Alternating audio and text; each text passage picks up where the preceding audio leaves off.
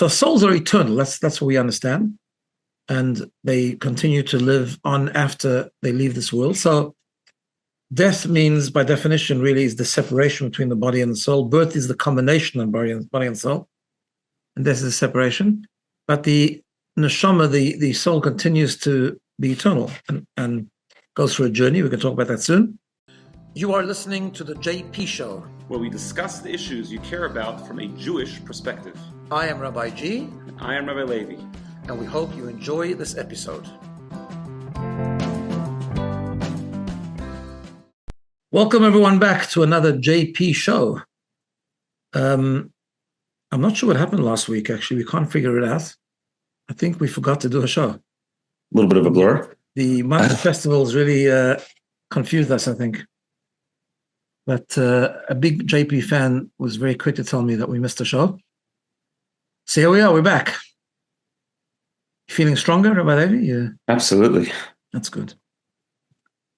All right, what are we talking about today? So we're in the time of year that there's nothing actually special happening, and there's nothing really to discuss. I mean, in terms of the yearly calendar, Hanukkah is like a month and a half away. We're just done with all the Chagim, so sort of like in this boring time of year. So I thought we would just choose a topic that has nothing to do with anything particularly relevant right now, and that is what happens after someone passes away. Yoy. The Jewish perspective. That's the name of the show, the JP Show, the Jewish Perspective Show. That's right. I don't know why I thought to discuss this. I think it's a topic many people think about. Particularly people who have lost loved ones, unfortunately. And yeah, in Judaism, I think we believe that life doesn't end when the physical life ends. There's an afterlife. So first of all, let's talk about this from sort of different angles and on different levels.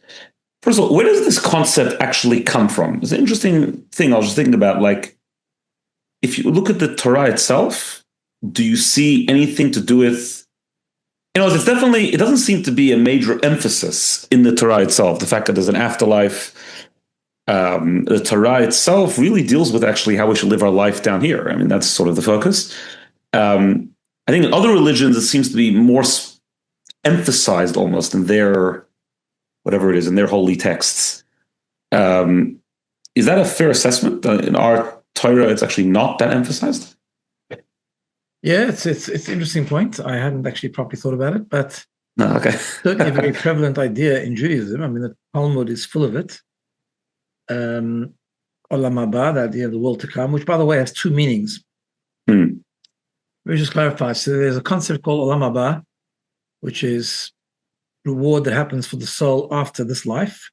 And that's where we say the soul takes a journey, and sometimes it's called Olam Haba, sometimes it's called Gan Eden, the Garden of Eden, where souls come and they bask in the pleasure of godly consciousness and understanding God and so on and so forth, which is sometimes called Olam Haba, like we talk about having a portion in Olam Haba and so on. But then Olam Haba has a different meaning. It talks about the world to come, a different world. We're talking about the world to come, which is when Mashiach, like after Mashiach comes, sometime after Mashiach arrives, there'll be this idea of the ultimate bliss, the ultimate reward, which is Olam Haba, the world to come, of which we don't know a really lot about, actually. And that's what the Pasuk tells us in Tanakh. So we find more in Tanakh, a little bit more reference to these things. Now, the second Olam Haba, which is interesting, so souls are eternal. That's what we understand. And they continue to live on after they leave this world. So death means, by definition, really is the separation between the body and the soul. Birth is the combination of body and soul. And death is a separation. But the neshama, the soul, continues to be eternal and goes through a journey. We can talk about that soon. But ultimately, we also believe, and this is, I'm going to take now the Hasidic perspective, because actually there's a bit of somewhat of a dispute among the Kabbalists or exactly what the ultimate Olam Haba looks like. But in Kabbalah and in Hasidic philosophy, we follow the view of Nachmanides, which is that the ultimate reward the ultimate state of being, which we call Olam Haba, the second Olam Haba, is actually when the souls will return to a body.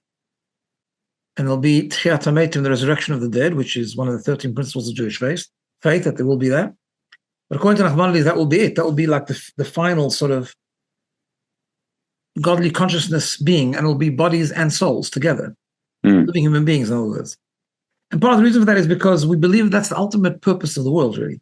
The ultimate purpose of the world is to make the physical world a dwelling place for God, a place where God can be felt and revealed. And we do that by doing mitzvot and refining the world and refining ourselves and bringing holiness into the world, but it'll only be completely actualized and felt properly with the ultimate Olam Haba. So there's two parts here. Olam Haba is a journey that the soul takes after one departs in the body, and then there's the Olam Haba, ultimately the resurrection of the dead and the state of being that will take place then.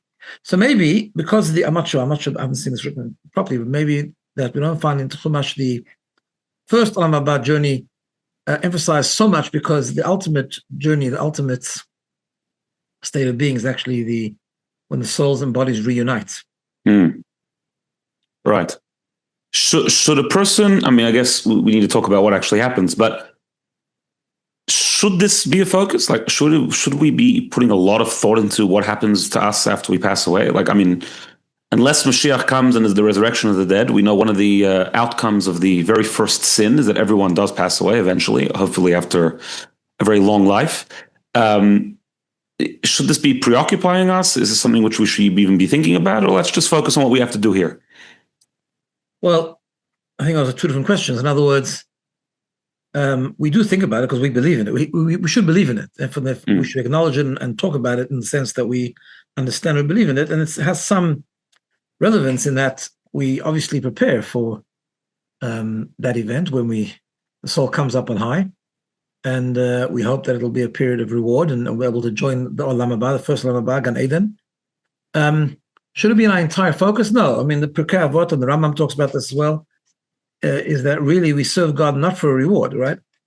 Serve God because we are God's people and we want to do what he wants and live out that completely meaningful life of bringing godliness into the world.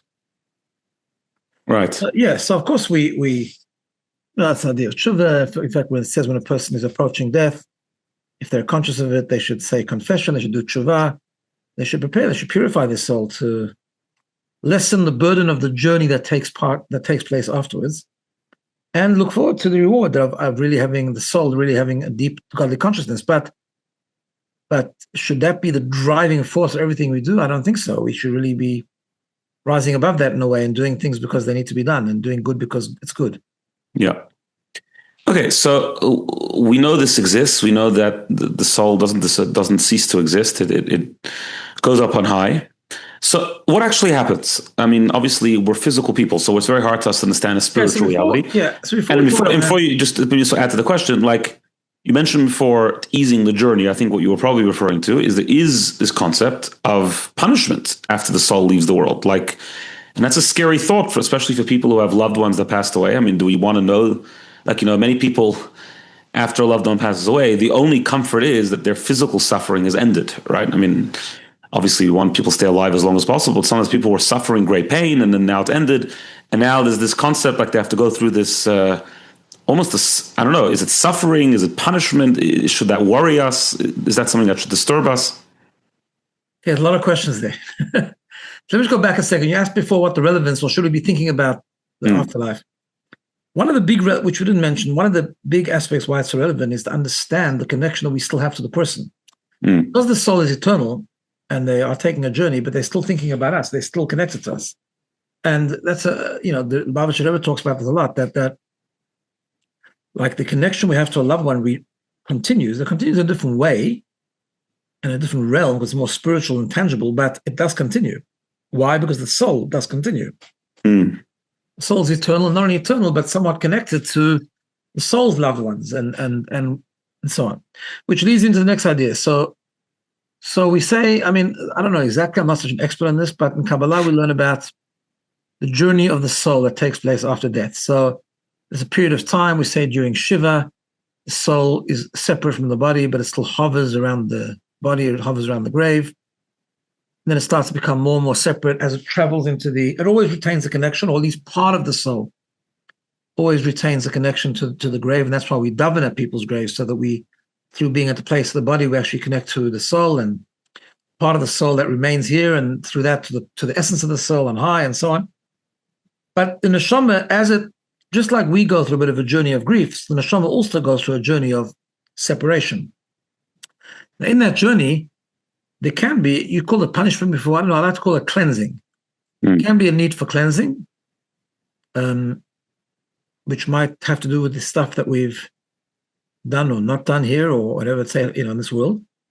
And the idea of that cleansing is that through the cleansing, we can then merit, hopefully, to be properly rewarded for the good things that we did and be allowed into the Olam Haba, the Gan Eden that we talk about. However, that journey of the soul can be, it's a transition, it's a journey, sometimes it's a cleansing. And yes, it could be painful, it could be hard for the soul, but that's where our role comes in. And the soul remains very connected to us, and we remain connected to the soul, and actually we can do things that will ease the journey of the soul and elevate the soul and make that journey that takes place afterwards so much easier. So one focus of that is the idea of the reciting Kaddish. It's based on the Zohar. So the reciting Kaddish completely eases the journey of the soul. Not just Kaddish, it's doing good things when you do mitzvot. You see, mitzvot is something that we only do in this world. We don't get to do mitzvot afterwards, right? One of the ideas of a neshama leaving the body and transitioning to a place of greater truth is that truth is more apparent there, but action isn't available. So there's nothing much they can do about it once they get there, right? There's no more mitzvot when you only mitzvot is only in this world, right? So, but we can do the mitzvot. So when we do mitzvot and we learn Torah, we do mitzvot, on behalf of the soul, we affect the soul in a very, very positive way. It's also got to do with the idea of Yiskar. We give charity for the soul, and all these things. So we believe that we say Kaddish and we do mitzvot, we give tzedakah, and it all eases the journey and makes the pathway for the soul to arrive in Gan Eden much, much quicker and much easier. And does our mourning, like the sadness aspect of it, do they feel that as well? Does that affect them? Should we? Is it good to mourn? Is it? They do, but what it's brought down is that they also go through a certain mourning period, as we do, and we experience parallel. They mourn the separation from the body. And at that stage, the mourning is very good. What it does say is that if we prolong the mourning, and we mourn excessively, and we don't let go eventually, in a healthy and proper way, and everyone is a bit different how that happens, but the soul who we're mourning for actually feels it, and that's a negative thing. Because the soul doesn't want us to grieve excessively. The soul wants us to move into the world of action, to do mitzvah, to do good things for the soul, and so on. Do you tell all this to people? Like, so you're obviously, you deal quite a bit with this. You do funerals, and I've done one or two, but I think you're more experienced than me. And when you meet with a family right after they've lost a loved one, sometimes it's very tragic circumstances, sometimes it's just life, but it's always sad, obviously. Mm-hmm. Is this a message that you bring across right away, that actually the person is not really gone and they're really still here with you? Not really. I do, if I'm asked, in other words, because everyone wants to grieve a bit differently. Right. And when people have just lost a loved one, they need to be, and they just need to experience it the way they want to. They state of shock, state of sadness, there's grief, and so on. So, obviously I take them through it, and that's what, all rabbis would do, but I like to let the conversation be taken and guided by the people themselves. Mm. Some people are excessively interested about what happens to the soul. Like, where's the soul now, and where are they, and what they're doing, and all that kind of stuff. I don't always know all the answers, but I take them through this basic journey, this basic idea.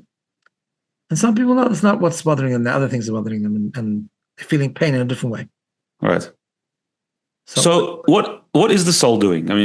You have souls that passed away 3,000 years ago, and they're still around, because we're reading about people like Avraham, Yitzchak, and Yaakov, and so all these great people, and Jews since then.